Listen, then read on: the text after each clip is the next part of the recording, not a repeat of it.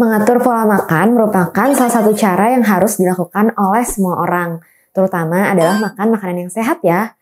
Dan ini perlu diperhatikan juga pada penderita asam urat. Pasalnya ada beberapa makanan tertentu yang bisa meningkatkan kadar asam urat di dalam tubuh. Salah satunya adalah kacang-kacangan.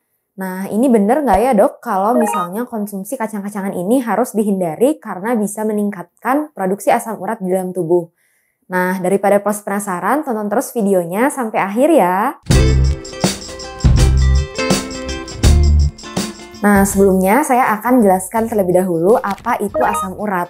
Jadi, asam urat ini adalah produk sisa metabolisme purin yang banyak ditemukan di dalam makanan atau di dalam beberapa makanan.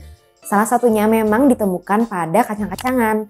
Namun, tidak semua kacang ini bisa meningkatkan kadar asam urat di dalam tubuh ya. Nah, jadi kalau misalnya pros memang terlalu banyak konsumsi kacang-kacangan, ini bisa meningkatkan kadar purin yang ada di dalam tubuh. Nah, kalau misalnya kadar purinnya meningkat, lama-kelamaan bisa meningkatkan dan terbentuknya kristal asam urat yang akan muncul di daerah persendian, terutama di daerah persendian yang ada di kaki. Nah, pros sebelumnya perlu tahu dulu ya, sebenarnya memang pada setiap makanan ini ada kandungan purinnya. Tetapi kandungan purin dalam setiap makanan ini berbeda-beda. Dan untuk kandungan purin ini juga ada 3 golongan. Ada yang kandungannya tinggi, sedang, maupun yang kandungannya tergolong rendah ya.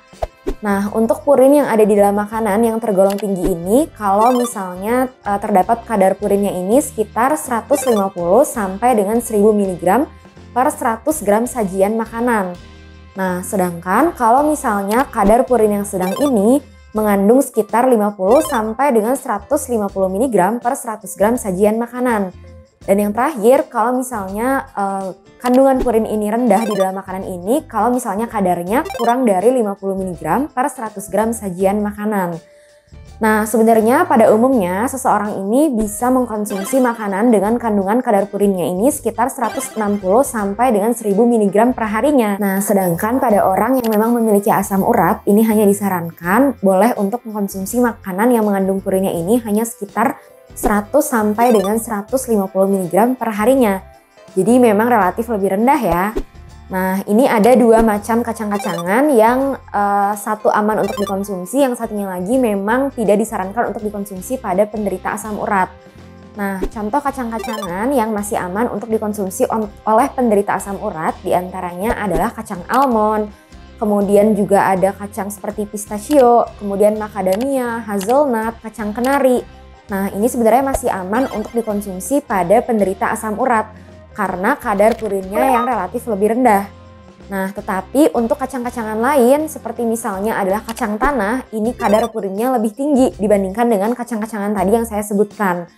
Nah, sehingga seseorang yang memiliki asam urat sebaiknya menghindari konsumsi kacang tanah ya. Tetapi untuk kacang-kacang yang lainnya seperti kacang almond dan yang lainnya tadi masih aman untuk dikonsumsi. Nah, sebenarnya untuk kacang-kacangan ini lebih relatif aman untuk dikonsumsi sebagai camilan ya, bukan sebagai makanan utama. Karena kalau misalnya dimakan juga dalam jumlah yang berlebihan juga tidak baik ya. Dan jangan lupa untuk pros tetap konsumsi air putih sekitar 8 gelas per hari atau 1,5 sampai 2 liter per hari. Supaya proses penyaringan asam urat di dalam tubuh atau di dalam darahnya sendiri cukup berjalan dengan baik dan juga berjalan lancar. Nah, kalau misalnya muncul gejala asam urat seperti misalnya nyeri pada sendi, nyeri pada kaki, terutama secara asimetris atau pada salah satu kaki, berarti ini kemungkinan adalah salah satu gejala dari asam urat. Nah, ini harus dikonsultasikan lebih lanjut kepada dokter ya, karena perlu dicek kadar dari asam urat di dalam tubuh pros tersebut. Sekian penjelasan dari saya, jangan lupa untuk di-like, comment, subscribe, dan juga di-share ya. Dan jangan lupa untuk tonton terus video lainnya di YouTube channel Klinik Mutiara Ciputra. Sampai jumpa!